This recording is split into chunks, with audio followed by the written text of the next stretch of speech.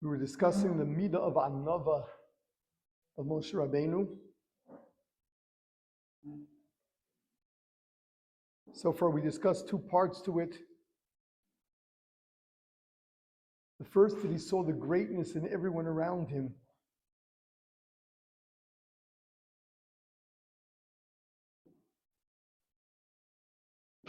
And therefore didn't see himself superior to them.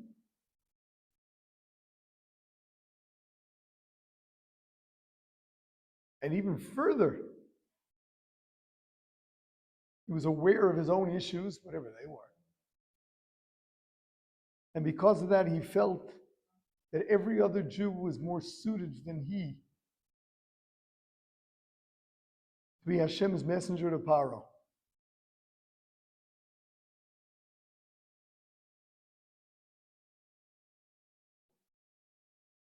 So that anav is a respect for others. I want to elaborate on that a little more.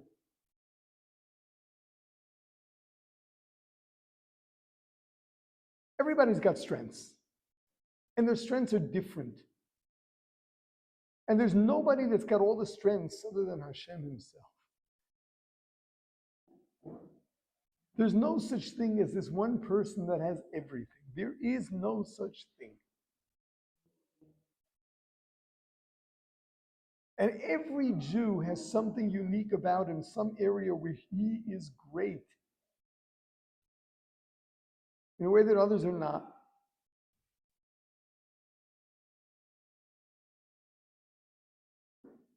So the fact that someone is aware of his strengths and knows that in a particular area he is the greatest,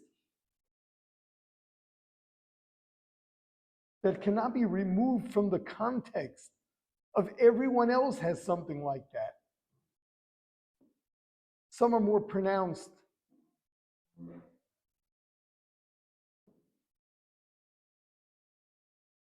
But most are probably far more subtle. Some are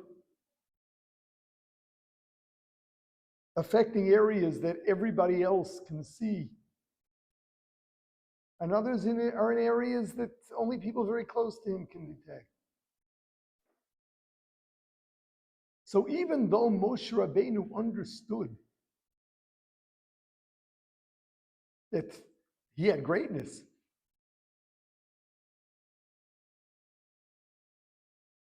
wasn't that he was oblivious to his own greatness. He did not see himself superior to anybody else because they had their greatness. And then it went further. That because he was aware of his own shortcomings and did not focus on anyone else's shortcomings, so he saw them as better than him. Although he knew his strengths.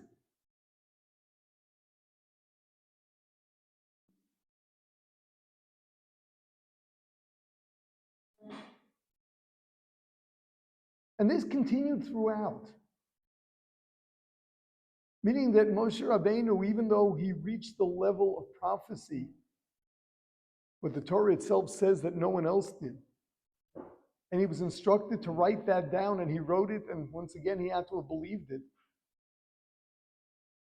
That did not in any way take away from his anava, from his seeing himself as, yes, I've got my strengths, but so does everybody else.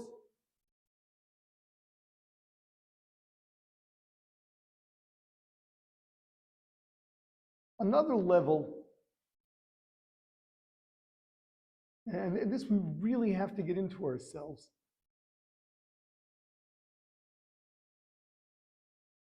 is that most of our strengths are either directly God-given or indirectly because we were given the ability to develop them. In some areas we're naturals, in other areas where we did have to invest, but at least we were given the tools to invest.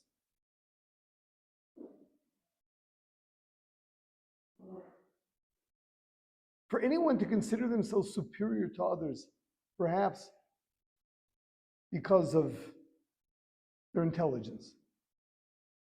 What do you do to make yourself more intelligent? What do you do?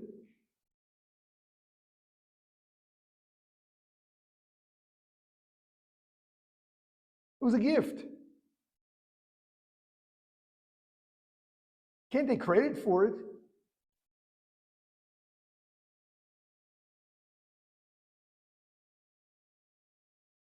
Someone invested in lots of study, and therefore he knows so much.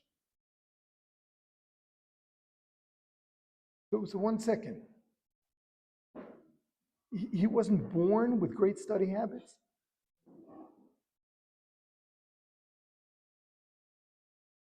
It's always so difficult when evaluating a human being to know what he can take credit for. The Anav is not oblivious to his greatness. He just doesn't take credit for it. And therefore doesn't see himself as really superior to others.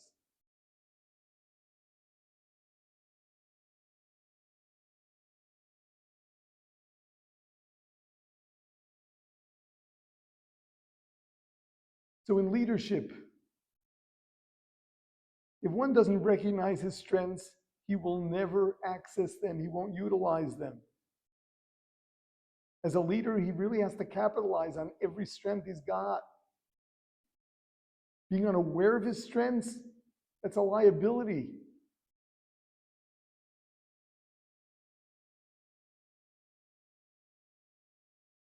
But being aware of his strengths does not mean that he holds of himself as being higher than anybody else.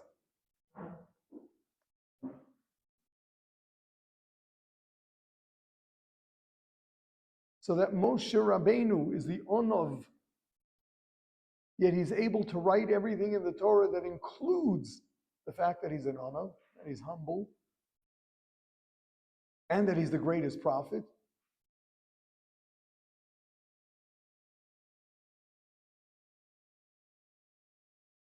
To get that clear, the first part of Anava, humble, does not mean that you don't recognize your strengths. Just don't take credit for them. And recognize everyone else's strengths, because everyone's got strengths. The second part of Anava that we were discussing was that it's not about him.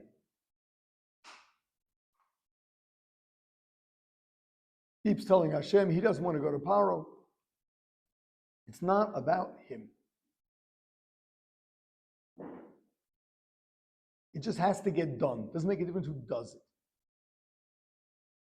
It has to get done. This is such a necessity in leadership.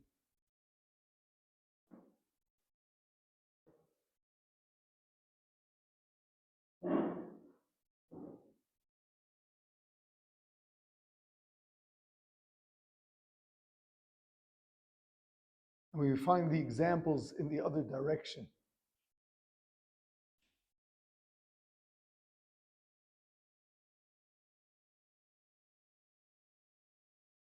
The Judean king Yoash. There were two Yoashes. One that was Melech Yehuda.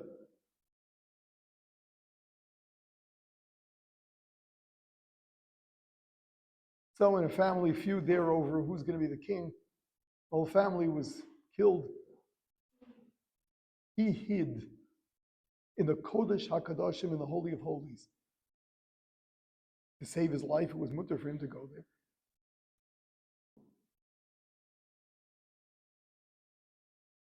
When it was safe, he came out and became the king.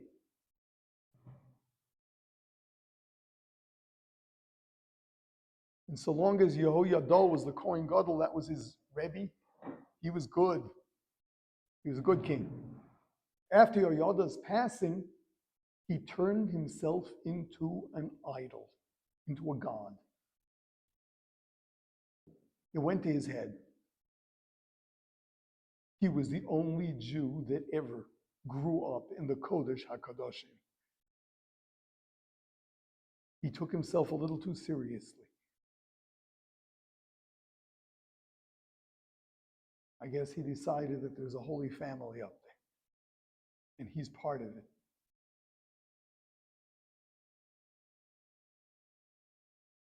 Then it soured. It was disastrous for the Jewish nation.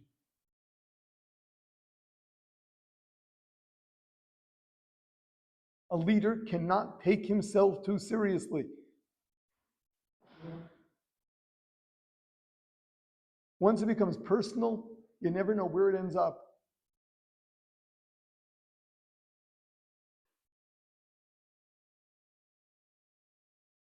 So many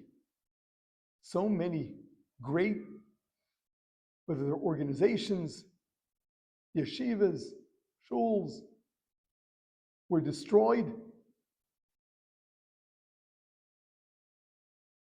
because the leadership got personal.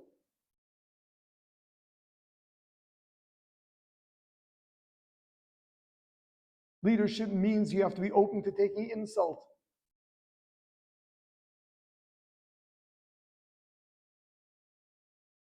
In this week's Parsha, Korach's revolt.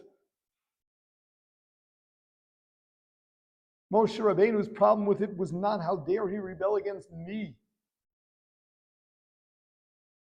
Is that he was doubting Moshe Rabbeinu's account of what Hashem taught him. He was doubting the concept of kahuna.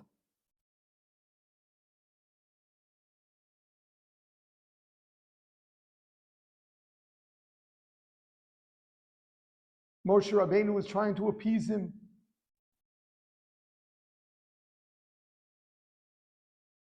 Telling him, "Anachnu ma, what am I anyway?"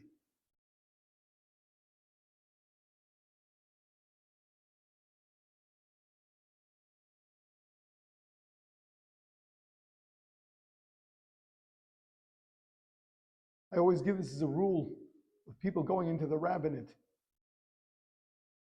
There seems to be a habit of rabbis to stand up for what they call kavod Torah, the honor of Torah, demanding a certain amount of respect from their congregants. In most situations, when they talk of kavod Torah, what they really mean is their own kavod. In fact, it is a bizoyon Torah. It's quite the opposite. Something of a chilul Hashem, in fact. The rabbi is busy fighting over his kavod.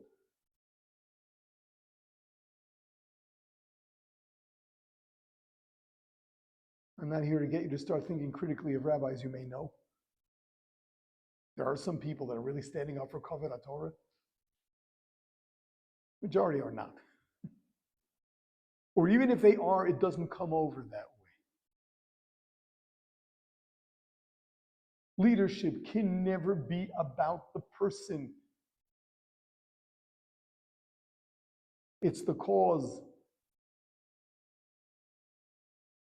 Moshe Rabbeinu is referred to in the Torah as Avdi, my servant. He's Eved Hashem, the servant of Hashem. He's subservient. He's a leader and he's subservient at the same time. If anything, he is the classic Eved. Who else was called Eved Hashem? His leadership was out of service to Hashem. Nothing personal whatsoever. No personal ambition.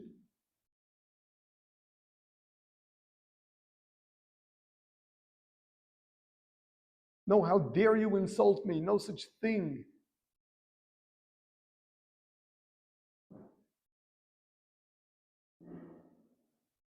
We find when Hashem gave prophecy, and then there was Eldad and Nadad that got this prophecy, and they were out there, and they start talking about the fact that Moshe Rabbeinu was not going to be taking the Jews into the land of Israel. And Yoshua says, get rid of them. Adoni Moshe Kaloim. And Moshe says, if only all the Jews had Nevuah.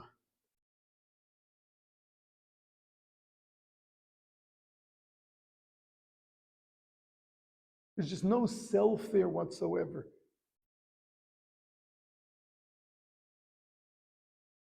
whatever degree there's this self, there is personal ambition,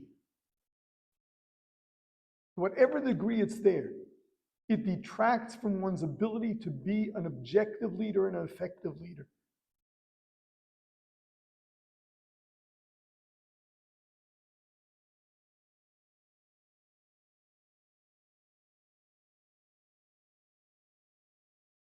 It's all about the cause. It's not about the person.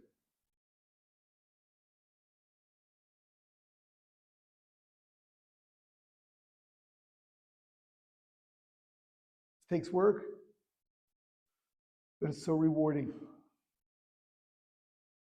Because when there's no self in the agenda, you're not afraid.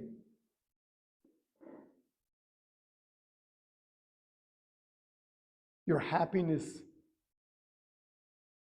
is never in the hands of all the people that can hurt you by insulting you. It's meaningless. And of course, your ability to lead them is also unaffected by anything that anyone else does or says.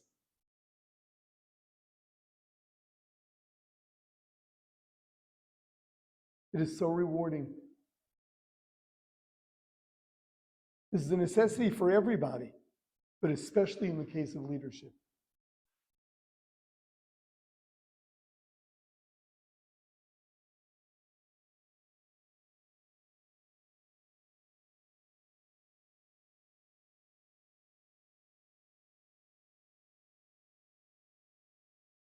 There's a lot of room for people to fool themselves and say, oh, it has nothing to do with me. It's not me. It's the cause. But they're really talking about themselves. There's such a need for honesty. It would really not be about me.